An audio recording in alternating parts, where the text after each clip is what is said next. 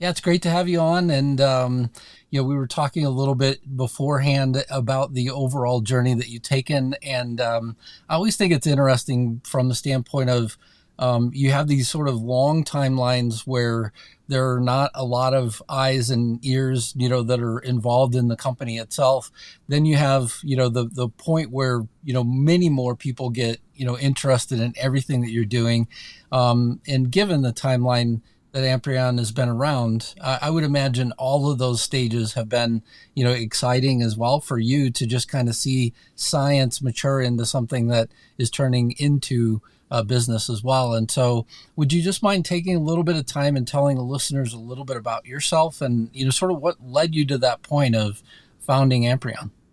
Sure. It's a giant zigzag, which isn't necessarily bad. But, my original love and what I pursued was science and medicine. So I trained as a pathologist. And right around the time I was training and getting my PhD, new tools, largely DNA and RNA and some for proteins, were exploding.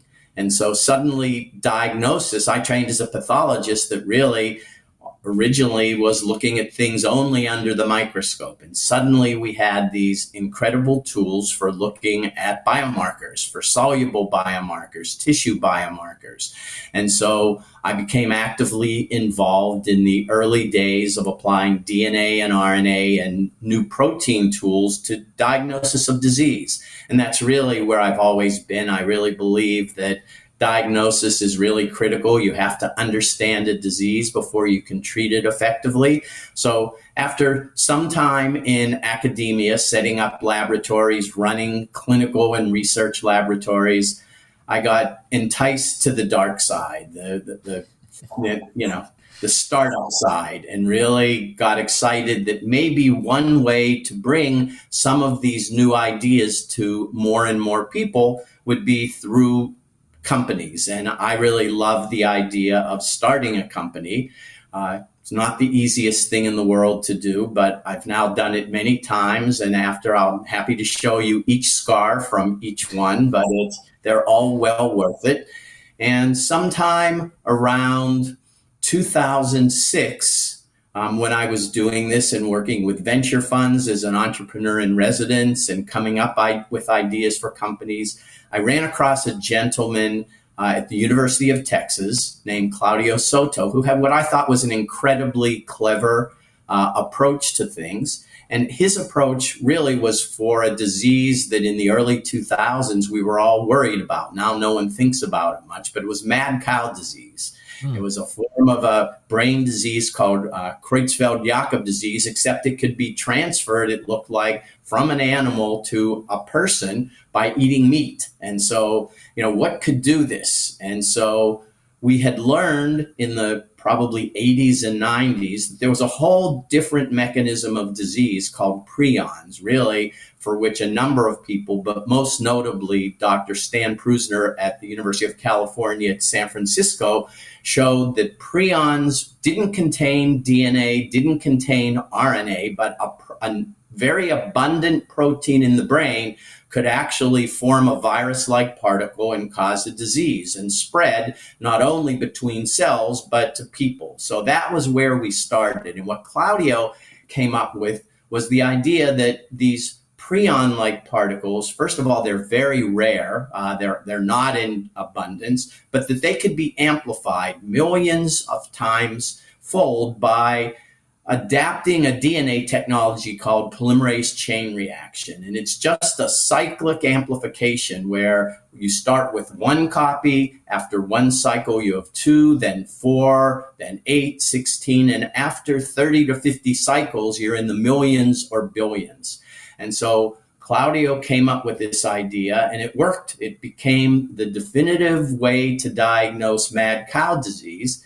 And in our conversation, he believed that this would have much wider applications for diseases that, like Alzheimer's and Parkinson's, that in many ways looked like mad cow disease or CJD, but we really didn't know, and there wasn't a firm link yet. But he sold me on the concept, And we formed this company to apply this incredible technology to these diseases, totally in the unknown. We each did it part-time. We got grants for the company from the government. The work was done at the University of Texas initially, eventually moving to Amprion's lab when we were set up. And it just took off. And it turned out to be true that we could detect prion-like particles in Alzheimer's patients, in Parkinson's patients. We could characterize them.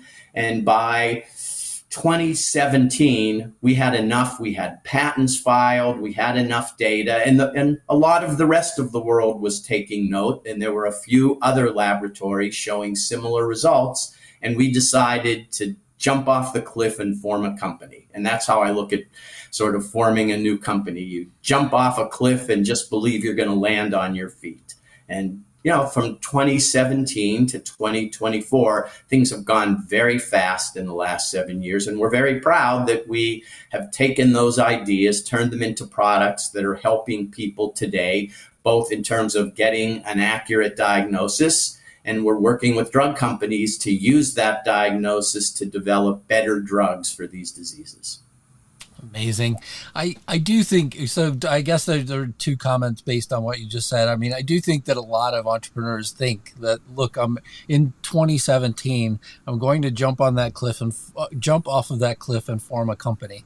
But I also think that not only am I going to land, but I'm going to land pretty quickly and completely safe, no scars whatsoever. You've mentioned to me as well that you have several scars from the different organizations, but I sort of think it's a great analogy that, I think a lot of us go into these things optimistically, and then, life sort of happens along the way where you're, letting the science, formulate its ideas and concepts, but you're also coming along with more questions about, what could possibly be done. As you've sort of encountered that journey, I guess what were some of the more significant things that you walked away with, as well, in terms of key learnings between 2017 and now? Sure. I mean, it's a great question. There are so many.